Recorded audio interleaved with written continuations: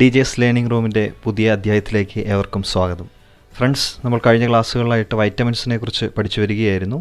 Fat soluble vitamins, അതുപോലെ തന്നെ water soluble vitamins.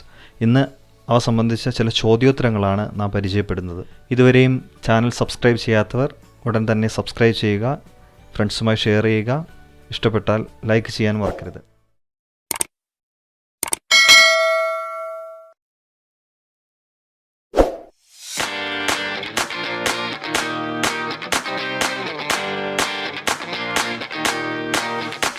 Friends, അപ്പോൾ നമ്മളിന്ന് ഡിസ്കസ് ചെയ്യുന്ന ചോദ്യോത്തരങ്ങൾ വൈറ്റമിൻസ് എന്ന പാഠവിഭാഗത്തിൽ നിന്നാണ്. കഴിഞ്ഞ 2 ക്ലാസ്സുകളിലായി നമ്മൾ വാട്ടർ സോല്യുബിൾ വൈറ്റമിൻസിനെയും അതുപോലെ തന്നെ ഫാറ്റ് സോല്യുബിൾ വൈറ്റമിൻസിനെയും കുറിച്ച് വ്യക്തമായി പഠിച്ചതാണ്. ഇന്ന് അത് സംബന്ധിച്ച ചില ചോദ്യോത്തരങ്ങളാണ് നമ്മൾ ഡീൽ ചെയ്യാൻ പോകുന്നത്. അപ്പോൾ നമുക്ക് ചോദ്യങ്ങളിലേക്ക് കിടക്കാം. ഒന്നാമത്തെ ചോദ്യം, deficiency of vitamin A leads to. Vitamin എയുടെ ഡെഫിഷ്യൻസി ഏതവസ്ഥയിലേക്കാണ് നയിക്കുന്നത്? ഉത്തരം സെറോഫ്താൽമിയ. സെറോഫ്താൽമിയെക്കുറിച്ച് നമ്മൾ പഠിച്ചതാണ്. നൈറ്റ് ബ്ലൈൻഡ്നെസ് മുതൽ കെരാറ്റോമലേഷ്യ വരെയുള്ള എല്ലാ ഒക്യുലാർ മാനിഫെസ്റ്റേഷൻസിനെ നമ്മൾ ഒരുമിച്ച് പറയുന്ന ഒരു ടേമാണ് സെറോഫ്താൽമിയ എന്ന് പറയുന്നത്. അപ്പോൾ വൈറ്റമിൻ എയുടെ ഡെഫിഷ്യൻസി ഡിസോർഡറായിട്ട് സെറോഫ്താൽമിയ നമുക്ക് കോമൺ ആയി പറയാം. ഇതിൽ നൈറ്റ് ബ്ലൈൻഡ്നെസ്സും ബിറ്റോട്ട് സ്പോട്ട്സും അതുപോലെ തന്നെ കോർണിയൽ സിറോസിസും ഒക്കെ ഉൾപ്പെടുന്നതാണ്. അടുത്ത ചോദ്യത്തിലേക്ക് പോവാം. Pro vitamin of vitamin A. Pro vitamin of vitamin A എന്ന് അറിയപ്പെടുന്നത് എന്താണ്? Answer beta carotene. Beta carotene നമ്മൾ പറഞ്ഞതാണ്. പ്ലാന്റ് ഫുഡിൽ നിന്ന് ലഭിക്കുന്ന വൈറ്റമിൻസിനെയാണ് നമ്മൾ പ്രോ വൈറ്റമിൻ എന്ന് പറയുന്നത്. അത് ബീറ്റ കരോട്ടിനാണ്. അനിമൽ ഫുഡിൽ നിന്ന് ലഭിക്കുന്ന വൈറ്റമിനെ നമ്മൾ പ്രീ ഫോംഡ് വൈറ്റമിൻ എന്ന് പറയും. അത് റെറ്റിനോളാണ്. അടുത്ത ചോദ്യം, good source of vitamin A. Vitamin എയുടെ ഏറ്റവും നല്ല സോഴ്സ്, വൈറ്റമിൻ എ ലഭ്യമാവുന്ന ഏറ്റവും നല്ല വിഭവം ഏത് എന്നാണ് ചോദ്യം. നമുക്ക് എല്ലാവർക്കും അറിയാം. Answer green leafy vegetables. അതാണ് ചീപ്പസ്റ്റ് നാച്ചുറൽ സോഴ്സ് എന്ന് പറയുന്നതും ഈ ഗ്രീൻ ലീഫി വെജിറ്റബിൾസ് ആണ്. റിച്ചസ്റ്റ് നാച്ചുറൽ സോഴ്സ് എന്ന് പറയുന്നത് റെറ്റിനോളാണ്.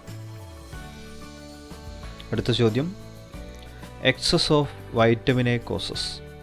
വൈറ്റമിൻ എ അധികമായി ശരീരത്തിൽ എൻ്റർ ചെയ്താൽ അതുകൊണ്ടുണ്ടാവുന്ന ദോഷഫലങ്ങൾ എന്തൊക്കെയാണ്? ഉത്തരം ടോക്സിസിറ്റി. ടോക്സിസിറ്റി എന്ന് പറഞ്ഞാൽ അത് ഒരു വിഷമയമായ അവസ്ഥയിലേക്ക് ശരീരത്തിൽ എത്തിച്ചേരും. അതുപോലെ നമുക്ക് nausea, vomiting, anorexia, sleep disorders തുടങ്ങിയ ഒട്ടനവധി പ്രശ്നങ്ങൾ ഉണ്ടാകുന്നുണ്ട്. പിന്നെ നമ്മൾ കോമൺ ആയിട്ട് പറയും ടോക്സിസിറ്റി എന്ന അവസ്ഥയിലേക്ക് നമ്മുടെ ശരീരം മാറ്റപ്പെടും. 2 ഫോംസ് ഓഫ് വൈറ്റമിൻ എ. ഉത്തരം retinol and carotene. Carotene plant സോഴ്സാണ്, റെറ്റിനോൾ ആനിമൽ സോഴ്സാണ്. അടുത്ത ചോദ്യം, ഫാറ്റ് സോലുബിൾ വൈറ്റമിൻസ് ആർ. ഏതൊക്കെയാണ് ഫാറ്റ് സോലുബിൾ വൈറ്റമിൻസ്? ഉത്തരം എ, ഡി, ഇ, കെ. അപ്പോൾ സ്വാഭാവികമായിട്ടും water soluble vitamins, vitamin B complex ഉൾപ്പെടുന്ന വൈറ്റമിൻസും അതുപോലെ തന്നെ വൈറ്റമിൻ സിയും. അടുത്ത ചോദ്യം, vitamin A prophylaxis program started in India. ഇന്ത്യയിൽ vitamin A prophylaxis program start ചെയ്തത് എന്നാണ്? വൈറ്റമിൻ എ കുട്ടികൾക്ക് കൊടുക്കുന്നതിനെക്കുറിച്ച് നമുക്കറിയാം. 6 മാസ ഇടവേളകളിൽ 5 വയസ്സ് വരെ 2 lakh international unit of vitamin A ആണ് കൊടുക്കുന്നത്. അപ്പോൾ ഈ പ്രോഗ്രാം സ്റ്റാർട്ട് ചെയ്തത് എന്നാണ്? 1970-ലാണ് ഇന്ത്യയിൽ vitamin A prophylaxis program start ചെയ്തത്. അടുത്ത ചോദ്യം, deficiency of vitamin D in children causes. Vitamin ഡിയുടെ ഡെഫിഷ്യൻസി മൂലം കുട്ടികളിൽ ഉണ്ടാകുന്ന പ്രശ്നം എന്താണ്? Answer rickets. കണ എന്ന് പറയുന്ന അസുഖം നമ്മൾ പഠിച്ചതാണ്. റിക്കറ്റ്സ് എന്നാണ് deficiency of vitamin D in children. മുതിർന്നവരിൽ എന്താണ് വൈറ്റമിൻ ഡിയുടെ ഡെഫിഷ്യൻസി മൂലം ഉണ്ടാകുന്ന ഡിസോർഡർ? നമുക്കറിയാം, അത് ഓസ്റ്റിയോമലേഷ്യ. അടുത്ത ചോദ്യത്തിലേക്ക് പോവാം. 100 international unit is equal to dash mcg. അപ്പോൾ ഇൻ്റർനാഷണൽ യൂണിറ്റിനെ mcgയിലേക്ക് മാറ്റുന്ന ആ ഒരു കണക്കാണ് ഇവിടെ ചോദിച്ചിരിക്കുന്നത്. 100 ഇൻ്റർനാഷണൽ യൂണിറ്റ് എന്ന് പറയുന്നത് എത്ര mcg ആണ്? ഉത്തരം 2.5 mcg ആണ് 100 ഇൻ്റർനാഷണൽ യൂണിറ്റ് എന്ന് പറയുന്നത്. അടുത്ത ചോദ്യം, 2 forms of vitamin D. Vitamin ഡിയുടെ 2 ഫോംസ് ഏതൊക്കെയാണ് എന്നതാണ്. നമ്മൾ പഠിച്ചതാണ് കാൽസിഫെറോൾ ആൻഡ് കൊളൈകാൽസിഫെറോൾ. കാൽസിഫെറോൾ എന്ന് പറയുന്നത് വൈറ്റമിൻ D2 ആണ്. കൊളൈകാൽസിഫെറോൾ എന്ന് പറയുന്നത് വൈറ്റമിൻ D3 ആണ്. അടുത്ത ചോദ്യം, vitamin C also known as. Vitamin സിയെ നമ്മൾ മറ്റൊരു പേരിലും കൂടി പറയാറുണ്ട്, അതെന്താണ്? Ascorbic acid. അപ്പോൾ വൈറ്റമിൻ സിയുടെ മറ്റൊരു പേരാണ് അസ്കോർബിക് ആസിഡ് എന്ന് പറയുന്നത്. നെല്ലിക്കയിലും അതുപോലെ തന്നെ സിട്രസ് ഫ്രൂട്ട്സിലും ഒക്കെ കൂടുതലായിട്ട് കാണുന്ന വൈറ്റമിനാണ് വൈറ്റമിൻ സി അഥവാ അസ്കോർബിക് ആസിഡ് എന്ന് പറയുന്നത്. അടുത്ത ചോദ്യം, daily requirement of vitamin D. Vitamin ഡിയുടെ ദൈനംദിനമായിട്ടുള്ള ഇൻടേക്ക് എത്രയാണ് വേണ്ടത്? Answer 2.5 mcg in adults, 10 mcg in children and pregnancy time. അപ്പോൾ അഡൾട്ടിനെ സംബന്ധിച്ച് 2.5 mcg ആണ് daily requirement of vitamin D. കുട്ടികളെയും അതുപോലെ തന്നെ പ്രഗ്നൻറ്റ് വുമണിനെ സംബന്ധിച്ച് 10 mcg പെർ ഡേ ആണ് വൈറ്റമിൻ ഡിയുടെ ഡെയിലി റിക്വയർമെൻറ്റ് എന്ന് പറയുന്നത്. അടുത്ത ചോദ്യം, deficiency diseases of vitamin C. Vitamin സിയുടെ അപര്യാപ്ത രോഗം ഏത്?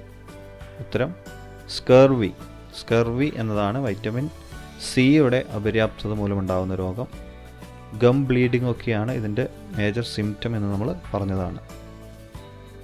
അടുത്ത ചോദ്യം, deficiency of vitamin B3 or niacin.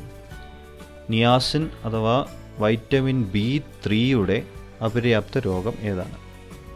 ഉത്തരം പെല്ലഗ്ര. പെല്ലഗ്ര എന്നതാണ് വൈറ്റമിൻ B3യുടെ അപര്യാപ്ത രോഗം. നമ്മളിതിനെക്കുറിച്ച് പറഞ്ഞു. മെയിൻ ക്യാരക്ടറൈസ്ഡ് ബൈ 3 Ds ആണ്: ഡയേറിയ, ഡെർമറ്റൈറ്റിസ്, അതുപോലെ തന്നെ ഡെമൻഷ്യ. എന്നീ 3 ക്യാരക്ടറിസ്റ്റിക്സ് ആണ് ഈ പെല്ലഗ്ര എന്നതിനെ സംബന്ധിച്ച്, ആ ഡിസീസിനെ സംബന്ധിച്ചുള്ള സവിശേഷത എന്ന് പറയുന്നത്. അടുത്ത ചോദ്യം, daily requirement of vitamin C for adults. അഡൾട്ടിനെ സംബന്ധിച്ച് വൈറ്റമിൻ സിയുടെ ഡെയിലി റിക്വയർമെൻറ്റ് എത്രയാണ്? ഉത്തരം 40 mg. 40 mg ആണ് daily requirement of vitamin C for adults എന്ന് പറയുന്നത്. അടുത്ത ചോദ്യം, rich source of vitamin C. Vitamin സിയുടെ ഏറ്റവും കൂടുതലായിട്ട് അടങ്ങിയിരിക്കുന്നത് ഏത് സോഴ്സിലാണ് വൈറ്റമിൻ സി? ഉത്തരം സിട്രസ് ഫ്രൂട്ട്സ്.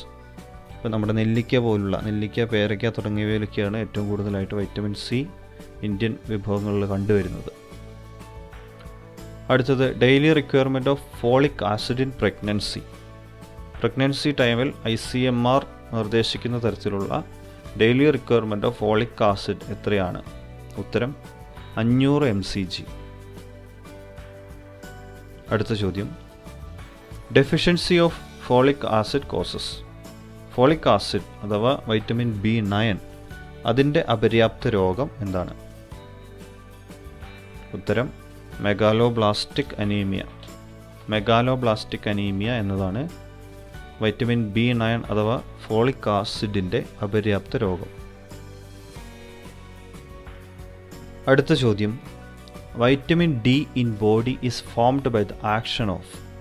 ശരീരത്തിൽ വൈറ്റമിൻ ഡി ഫോം ചെയ്യുന്നത് എന്ത് പ്രവർത്തനം വഴിയായിട്ടാണ്? ഉത്തരം ultra violet raise of sunlight. നമ്മുടെ ശരീരത്തിൽ അടങ്ങിയിരിക്കുന്ന 7D ഹൈഡ്രോ കൊളസ്ട്രോളിൽ അൾട്രാ വയലറ്റ് രശ്മികൾ പ്രവർത്തിച്ചിട്ടാണ് വൈറ്റമിൻ ഡി നമ്മുടെ ശരീരത്തിൽ ഉൽപ്പാദിപ്പിക്കപ്പെടുന്നത്. അടുത്ത ചോദ്യം, deficiency disease of vitamin B1 or thiamine. തയാമിൻ്റെ അപര്യാപ്ത രോഗം എന്താണ്? ഉത്തരം beriberi Wernicke's encephalopathy. Wernicke's encephalopathy സാധാരണയായിട്ട് അഡൽട്ട് വ്യക്തികളിലാണ് കാണുന്നത്. അത് കൂടുതലായിട്ട് ആൽക്കഹോളിക് ആയിട്ടുള്ള വ്യക്തികളാണ് കാണുന്നത്. ബെറിബറി ഡിസീസ് എന്ന് പറയുന്നത് 3 ഫോമിലാണ്: ഡ്രൈ ഫോം, അതുപോലെ തന്നെ വെറ്റ് ഫോം, ഇൻഫൻറ്റൈൽ ഫോം. ഇത് നമ്മൾ പഠിച്ചു കഴിഞ്ഞതാണ്.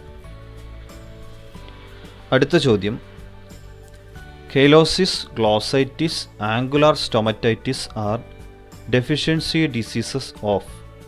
മേൽപ്പറഞ്ഞ 3 രോഗാവസ്ഥകൾ ഏതിൻ്റെ അപര്യാപ്തത മൂലമാണ് ഉണ്ടാകുന്നത്?